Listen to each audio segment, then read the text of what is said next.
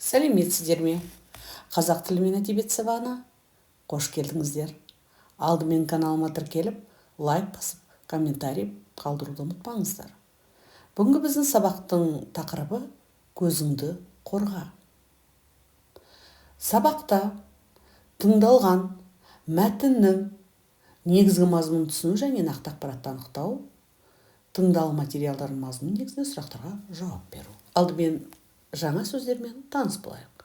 Қорғаушы көзілдірік, защитные очки, көз жанары, глаза или же очи. Ғаламтор, интернет, нашарлау, ухудшаться. Бөлмені желдету, это проветривать комнату. Алғашқы тапсырмамызда диаграммаға қажетті сөздерді жазып, сол сөздерді қатыстырып, сөйлем құрау керек.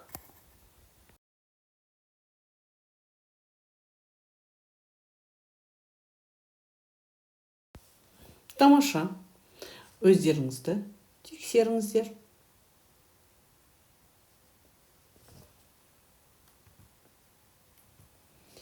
Екінші тапсырмада сөйлемдерді оқып, иә немесе жоқ деп жауап беру керек.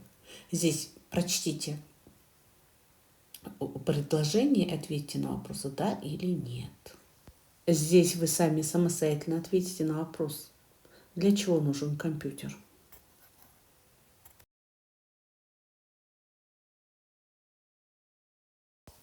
Келесі тапсырманы топпен орындайсыздар. Екі топқа бөлініп, суретті салыстырасыздар. Айырмашылықтар мен ұқсастығын айтып, диалогты мезгіл істеу мен мекен істеулерін қолданасыздар.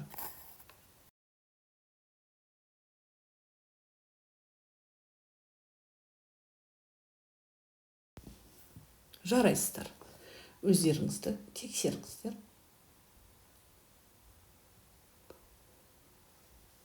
Келесі тілдік бағдар. Алдымен түбірді есімізге түсірейік. Сөздің түбірі ол ешқандай тұлғалық бөлшектерге бөлінбейтін түпкі негізі. То есть для начала разберемся, что такое корень. Корень – это первоначальная неделимая основа слова. Енді қосымша. Қосымшалы сөз ол түбір мен қосымшадан құралып тұрған сөз. Ал қосымшаның екі түрі бар. Бірінші жұрнақ, екінші жалғау. То есть қосымша – это прибавочная морфема, то есть аффикс. Аффикс бывает двух видов. Первый – суффикс, второй – окончание. Жұрнақ өзі жалғанған сөзден жаңа сөз тудыратын, немесе сөзді түрлендіретін қосымша. То есть суффикс – это часть слова после корня, который помогает образовывать новые слова и формы слов. Жұрнақ сөз тудырушы және сөз түрлендіруші болып келеді. То есть суффиксы, словообразующие суффиксы, которые служат для образования новых слов. То есть здесь меняется смысл слова. И формообразующие для образования форм слова. Рассмотрим на примере. Сөз тудырушы, здесь словообразующие суффиксы. Мысалы, оку, от слова оку, читать, мы добавляем суффикс ш, то есть это словообразующий суффикс ш, и получается от слова читать окушы ученик. Рассмотрим формообразующий суффикс, сөз түрлендіруші. То же слово «оқ», «читай», добавляем суффикс прошедшего времени «ган», получается «прочитал». Келесі жалғау көшек.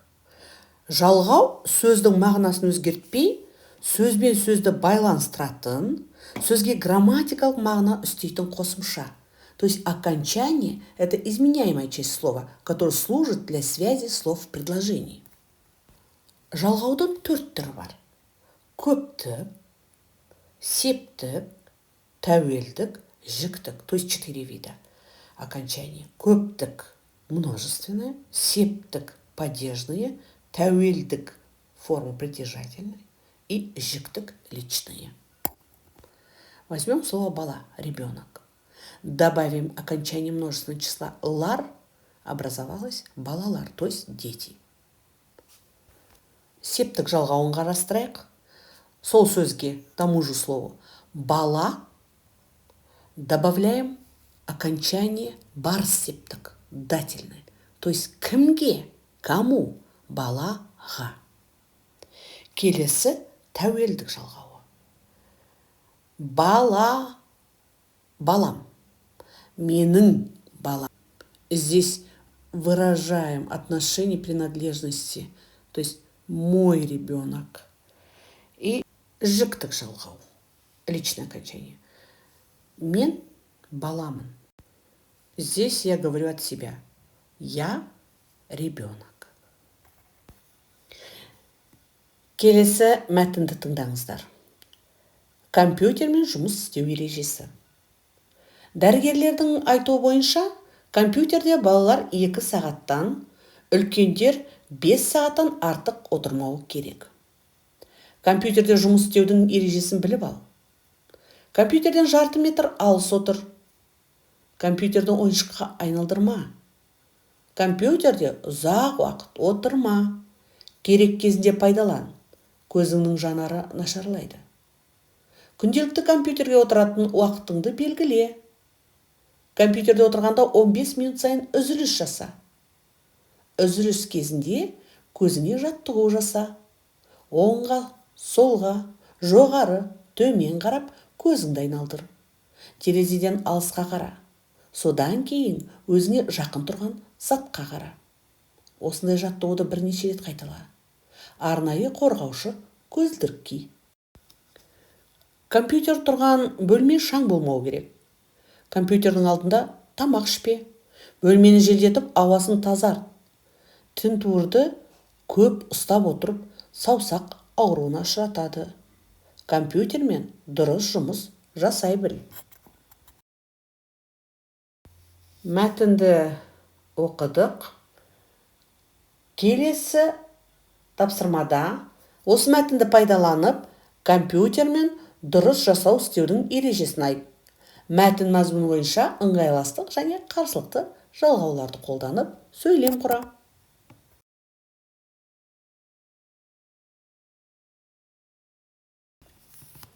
Бұл тапсырмаңды дұрыс орындат деген ойдамын. Келесі 6-шы тапсырмада мәтіндегі қою әріппен жазылған сөздердің антонимін жазыңды.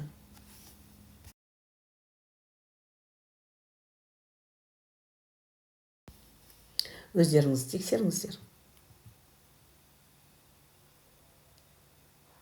Жазылым тапсырмасында буын үндестігіне бағынбайтын сөздерді теріп жазыңыздар.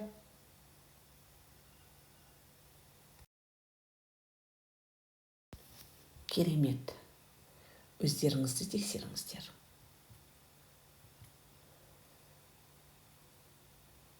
Жазылым тапсырмасында мәтіннен компьютер деген сөзі бар сөйлемдерді септіктердің ретімен көшіріп жазыңыздар.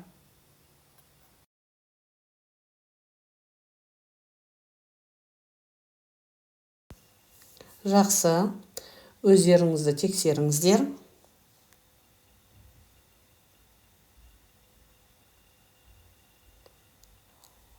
Он бірінші тапсырмада мәтінді негізге алып, төмендегі үлгі бойынша сыныптасыңа бұйрық бер. Ол сенің бұйрығың бойынша көзіне жаттығу жасасын.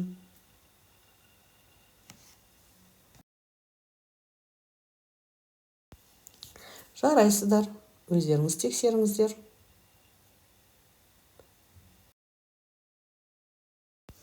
Суретке назар аударыңыздар. Бұл жерде сөздердің бірінші әріптерін пайдаланып, бір сөз оқып, сол сөзді тәуелдеп жазыңыздар.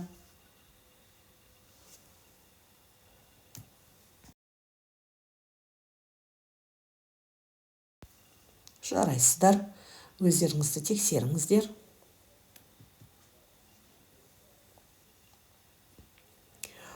Оныншы тапсырмада жақшадағы сұраққа жауап беріңіздер, сөйлемді толықтырыңыздар.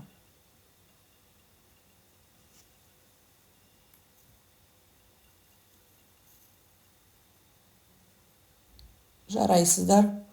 Бұл тапсырманы да ойдағыдай орындады деп ойлаймын. Келесі айтылым тапсырмасында компьютер қайда көп қолданылады сұрағына жауап беріңіздер. А теперь дополните эту диаграмму. Ответьте на вопрос, где больше используют компьютер.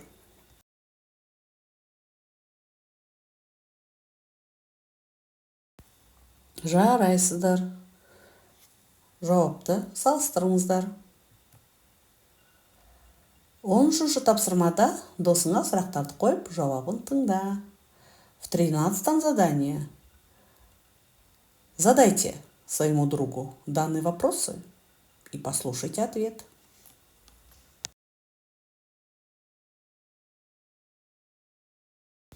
Осымен бүгінгі сабағымыз аяқталды. Назарларыңызға рахмет. Сау болыңыздар.